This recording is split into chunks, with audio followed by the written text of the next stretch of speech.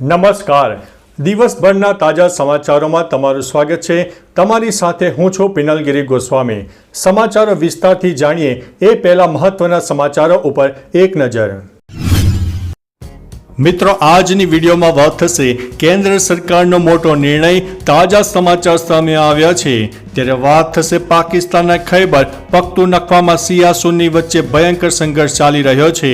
ખ્યાતિ હોસ્પિટલનું કારસ્તાન. મોટા સમાચાર સામે આવ્યા છે. માટીની બેખડ દરી પડતા 4 મહિલાના મોત નીપજ્યા છે. ત્યારે વાત થશે મુંબઈ અમૃતસર એક્સપ્રેસ ટ્રેનમાં આગ લાગવાની ઘટના સામે આવી છે.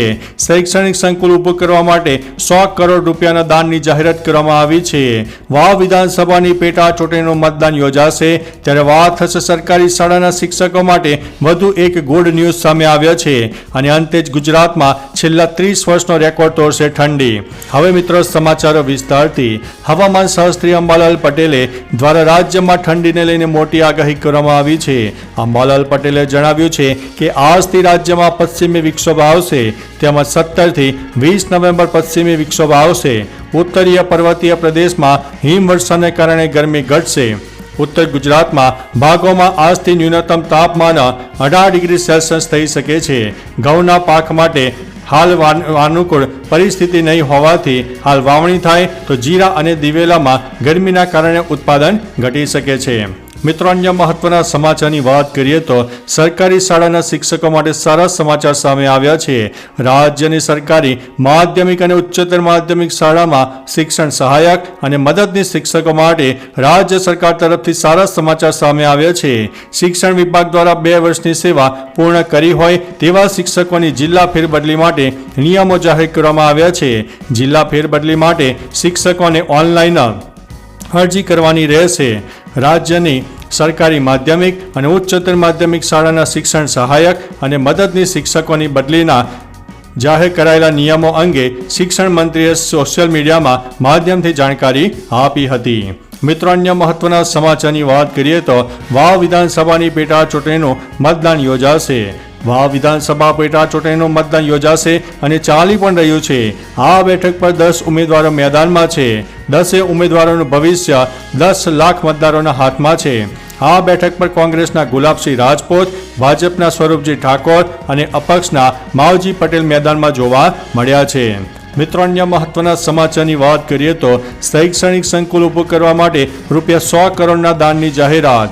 આણંદ જિલ્લાના બોરસદ તાલુકાના નિસરાયા ગામના વતની મહેન્દ્ર પટેલ વર્ષો અગાઉ સ્નાતક સુધીનો અભ્યાસ પૂર્ણ કરીને અભ્યાસાર્થે અમેરિકા ગયા હતા, જ્યાં તેઓ મેક પટેલ એટલે કે મેક દાદાના નામે ઓળખાયા છે.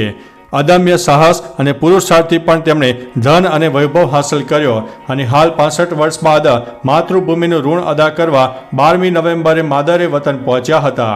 85 વર્ષની જયફ વયે તેઓ અહીં એક અત્યાધુનિક શૈક્ષણિક સંકુલ ઊભું કરવા માટે રૂપિયા 100 કરોડનું દાન આપવાની તેમણે જાહેરાત કરી છે, જે સમગ્ર ચરોતર જ નહીં પરંતુ રાજ્યના ઇતિહાસમાં એક વ્યક્તિ થકી ચોક્કસ ઉદ્દેશ્ય માટે થતું આ સૌથી મોટું વ્યક્તિગત દાન રહેનારું છે.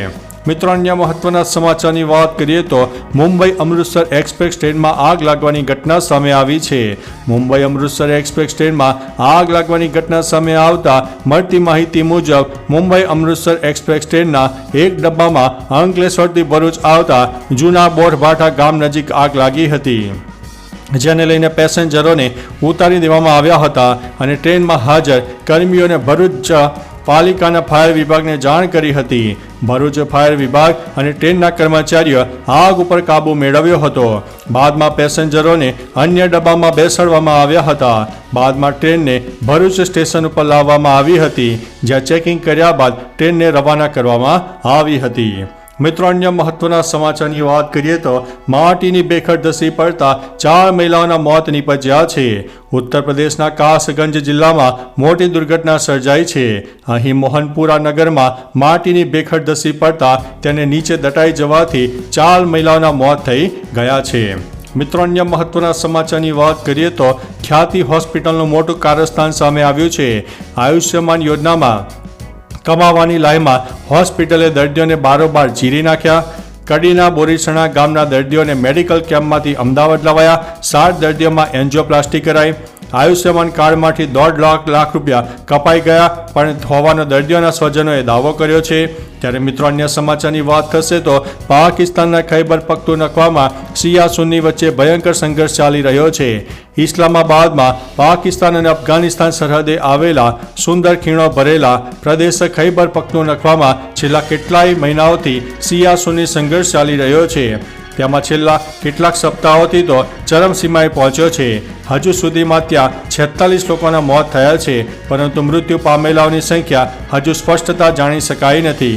આથી સ્થાનિક તંત્રે મુસાફરી ઉપર નજર અને પ્રતિબંધ મૂકતા મુખ્ય માર્ગો પણ બંધ કર્યા છે। આમ છતાં શિયા સુન્ની એકબીજા ઉપર હુમલા પણ કરી રહ્યા છે। મિત્રો અન્ય મહત્વના સમાચારની વાત કરીએ તો કેન્દ્ર સરકારનો મોટો નિર્ણય, તાજા સમાચાર સામે આવ્યા છે। પીએમ મોદીએ Indian institute of agriculture research પૂસા ખાતે 61 પાકોની 109 સુધારેલી બીજની જાતો બહાર પાડી છે। પ્રધાનમંત્રીએ પાકની આ નવી જાતો વિકસાવવા બદલ વૈજ્ઞાનિકોની પ્રશંસા કરી છે। આ બીજ આબોહવાને અનુકૂળ અને બાયો ફર્ટિલાઇઝર જાતના છે। પીએમ મોદીએ કહ્યું છે કે સરકારની આ પહેલનો ઉદ્દેશ્ય કૃષિ ઉત્પાદકતા અને ખેડૂતોની આવક વધારવાનો છે, જેમાં 34 કૃષિ પાકો અને 27 બાગાયતી પાકોનો સમાવેશ થાય છે। તો ચાલો મિત્રો, ફરીથી દેશ અને દુનિયાના સુપરફાસ્ટ સમાચાર લઈને મળતા રહીશું। ત્યાં સુધી અમને રજા આપશો। નમસ્તે।